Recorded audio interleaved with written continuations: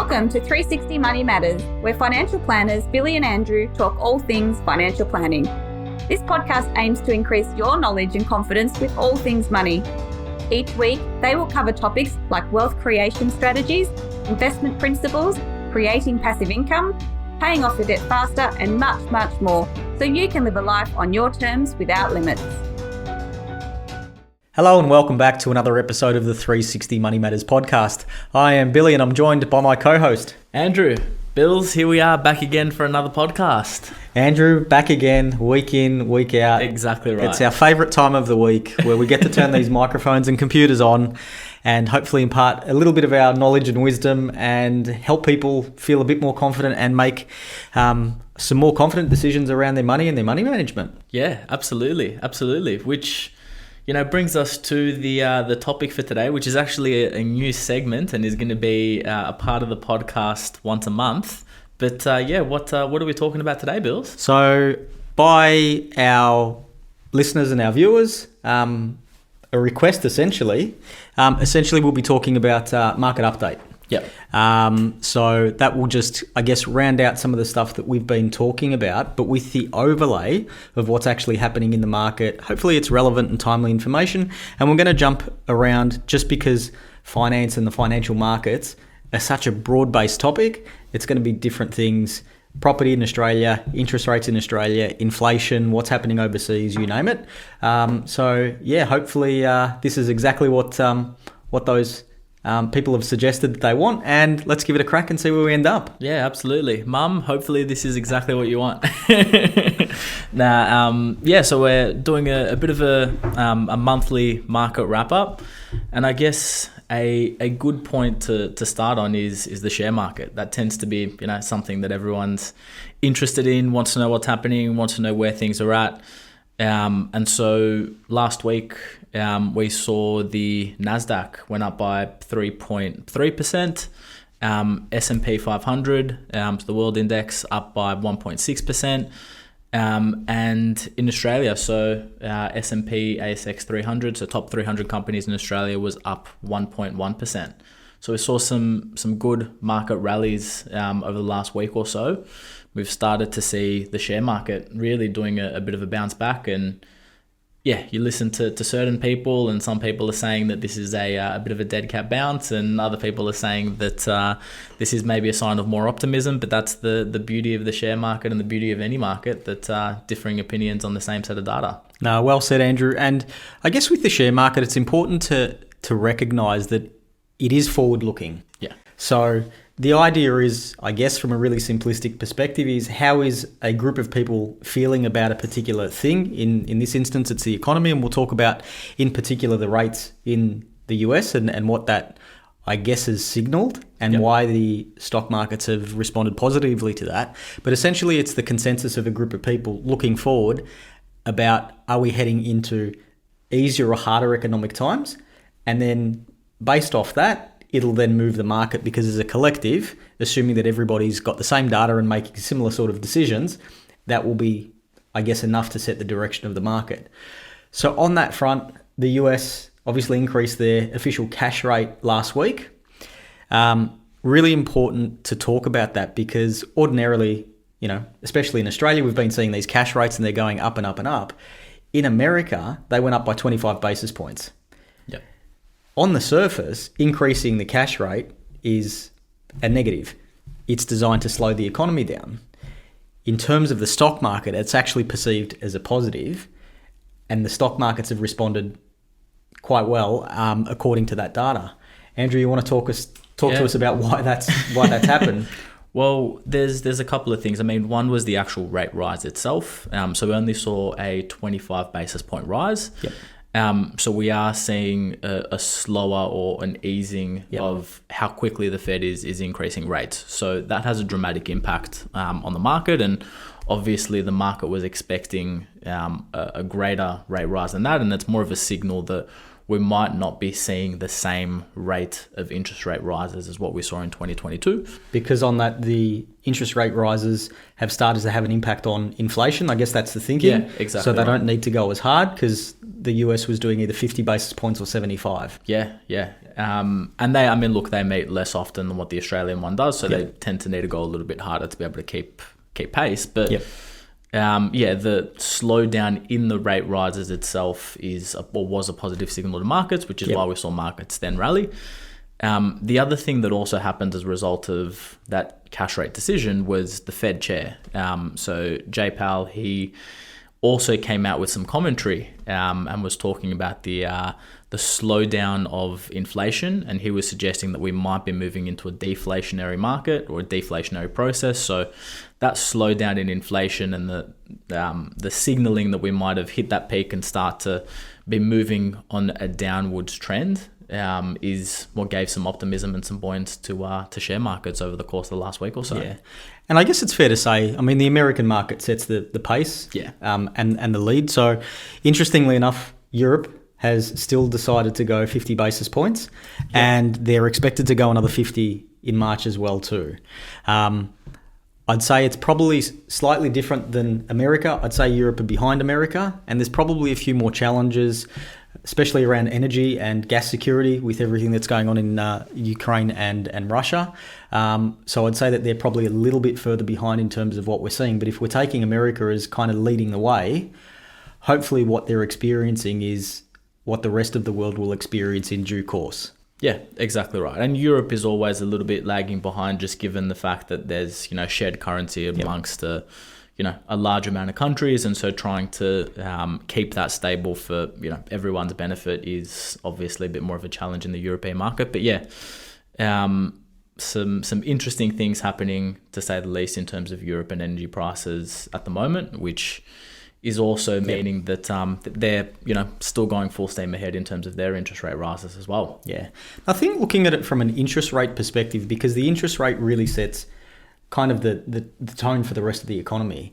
Especially at the moment. And obviously there's inflation, so that's the trigger, that's the tool that the central banks are using to tame inflation. But looking forward, there's some commentary coming out around what rates would look like towards the end of 2023. Now, I always find this quite comical because it's too far away to be able to predict. But look, for the purpose of the exercise, it's interesting to note that, there is commentary that at least in America, so the Fed are going to get to a stage where, and maybe we're starting to see it turn a little bit, they're going to get to a stage where they're actually reducing the interest rate. So we've seen this acceleration of the interest rates to get on top of inflation. I guess the challenge here is, great problem to have, I think, that if you can get it under control, if you swing it too far, you may need to reduce the interest rates. Yep. And there's talk that if that's the case, and assuming that Australia follows America, we'll go through that same position as well too, or that same process as well too. Yeah.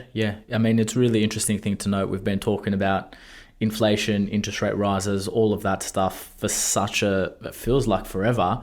And now the markets are really starting to price in the potential of interest rate cuts and when that might happen. And some people are talking end of or late 2023. Some people are talking early 2024.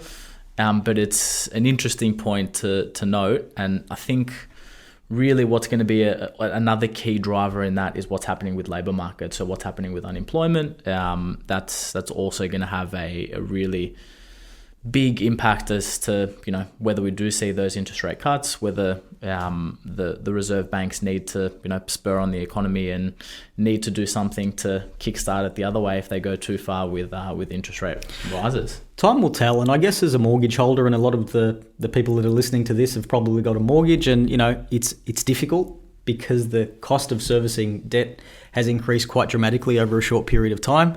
So, geez, it'd be nice to see if that goes back the other way. Yeah. In saying that, you want your central banks, you want your reserve, the Federal Reserve, if they are making these decisions, you'd like to think that they're making decisions where they kind of don't overcook it one way or don't undercook it the other. But I guess that's just the reality in the world that we live, where things are changing so rapidly that, if that's what they need to do, they'll definitely do that. But Andrew, on the unemployment numbers, just with the American unemployment numbers, so that's actually dropped once again from 3.5% unemployment to 3.4%. Yep. So unemployment is getting less and less in America, and look, the Australian situation is similar. We'll talk about that in a sec.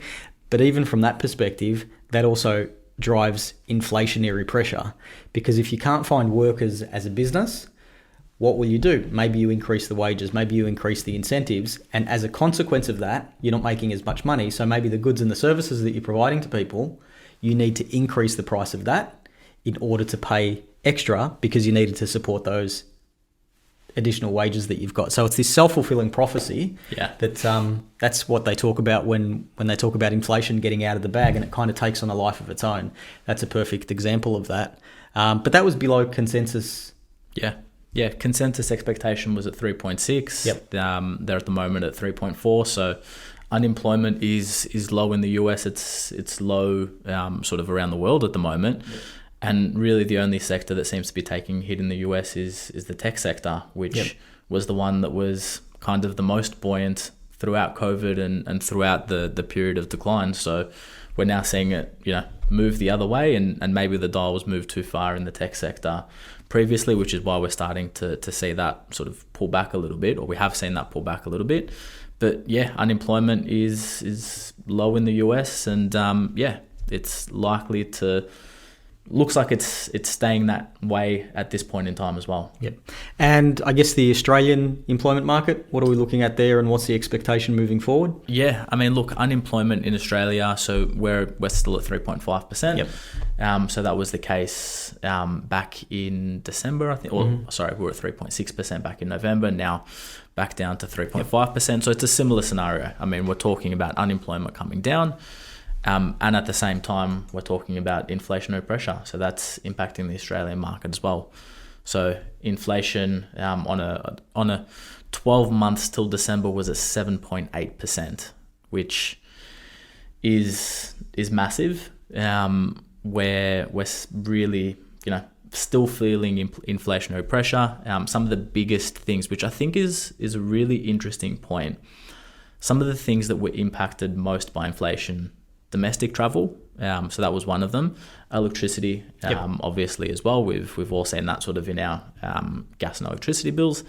International travel was another really big mover, and also owner-occupied dwellings. So it's a very interesting thing to look at, because we are talking about interest rates, the impact that it's having on property prices, but owner-occupied dwellings were one of the biggest contributors to inflation. Mm-hmm. And then travel, which is likely as a result of, people being stuck at home for a better half of 2 years, that they're wanting to go out, they're wanting to travel, and they're wanting to, do the things that they missed out on. And that's what's pushing prices up, both domestically and internationally as well. Yeah. And looking at that 7.8% inflationary number for the 12 months till December, the expectation is that So that hadn't changed from the previous month. If you annualize that over 12 months, it was still at the same rate. And the thing that we had seen was different to what the Reserve Bank were expecting. So as the interest rates had been going up, naturally you'd think, okay, there's less money for people to spend because they're spending more money on servicing their debt. So what that does do is it means that they've got less left over to be able to deploy in the economy. And then it takes those pressures off for businesses, like I was describing before, to put their prices up, and the input costs of goods and services doesn't increase. What we saw in December is that figure stayed the same from the previous month. Yeah. And this data obviously comes out later. So we received that data at the end of January, I think it was. Yep. And that hadn't changed. The Reserve Bank didn't meet, or don't meet, in January. They're actually meeting. So we're recording this on the 7th of February. We record about a week before we go live. So this afternoon, there's a Reserve Bank decision or an announcement what they're doing with the official cash rate, and it's widely expected that they're going to go by another 25 basis points at the very least.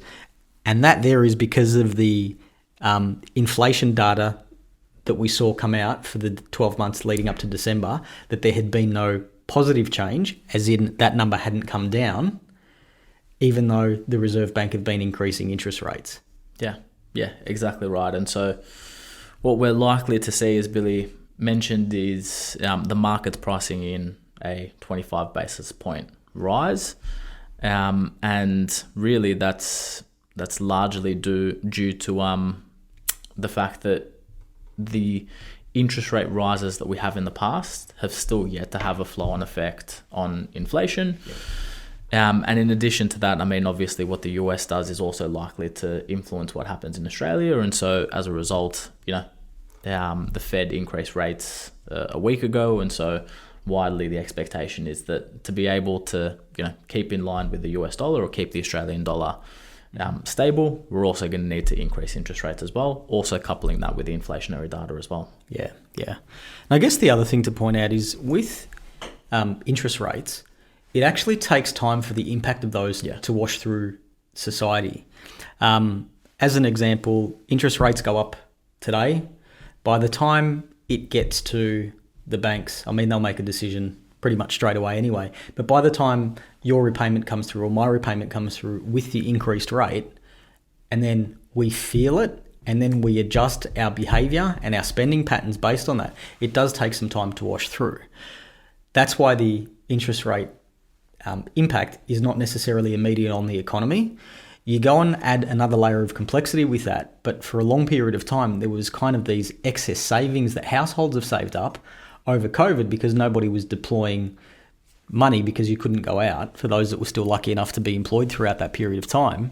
So it's very, very difficult to say, hey, is it the interest rate lever that hasn't kicked in yet, or is it that households are paying more for stuff but they haven't adjusted their behaviour because they're dipping into all of these accumulated savings that they saved up during COVID?